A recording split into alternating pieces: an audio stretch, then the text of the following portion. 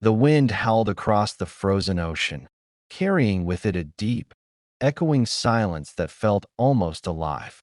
A vast sheet of drifting ice stretched endlessly beneath a pale gray sky, broken only by cracks that whispered with every shift of the sea.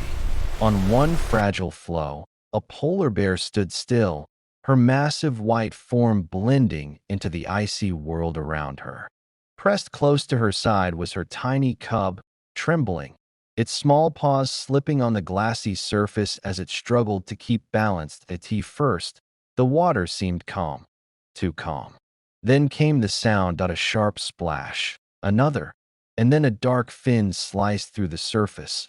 The mother bear froze. From the depths, shadows began to rise. One by one, sleek black and white bodies circled the ice. Orcas, silent, intelligent, and terrifyingly precise.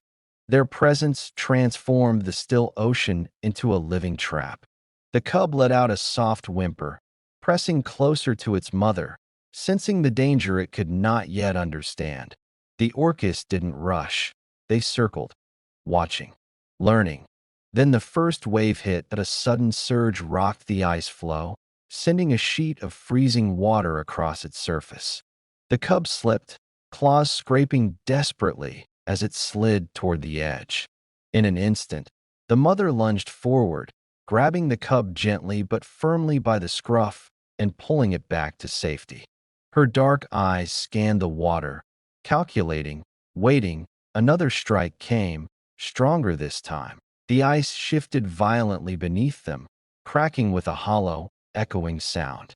The floe was breaking. The orcas were working together. They dove beneath the surface, disappearing for a heartbeat before reappearing on the other side, slamming the water with their powerful bodies. Waves surged higher, washing over the ice again and again. Each impact weakened the floe, each ripple bringing the bears closer to the freezing water where survival would last only minutes. The cub cried out, its tiny body shaking uncontrollably now. The mother bear didn't panic. She lowered her head, breathing slowly, deeply, her mind racing in a way that only instinct and experience could guide. Running was impossible. Fighting was useless. The ocean belonged to the orcas. But the ice was still hers, for now. Another crack split the floe, this time running straight through its center. The piece beneath their feet tilted dangerously. The cub slipped again, half its body dangling over the edge, its back legs kicking wildly above the black water. The orcas surged upward. This was their moment. But before they could strike, the mother made her move. With a sudden burst of power, she shoved the cub forward, hard, sending it sliding across the ice toward a thicker, more stable section just a few meters away. The cub tumbled, rolling clumsily before scrambling to its feet on safer ground. The mother, however, was left behind. The broken piece of ice beneath her feet began to sink. The orcas closed in. For a split second, everything seemed lost. Then, she did something no one expected. Instead of retreating, instead of trying to climb back, the mother bear leaped straight into the freezing water. The orcas lunged instantly, but the bear didn't swim blindly. She twisted, diving deeper than expected, her powerful limbs cutting through the icy sea with surprising speed. One orca snapped just behind her, missing by inches. Another came from the side. She turned sharply, using the chaos of bubbles and waves to confuse them. Her movements weren't random. They were deliberate, calculated. She wasn't trying to escape forever. She was buying time. Above, the cub stood frozen on the safer ice, watching, helpless. The orcas focused entirely on the mother now, their formation tightening, their attacks more aggressive.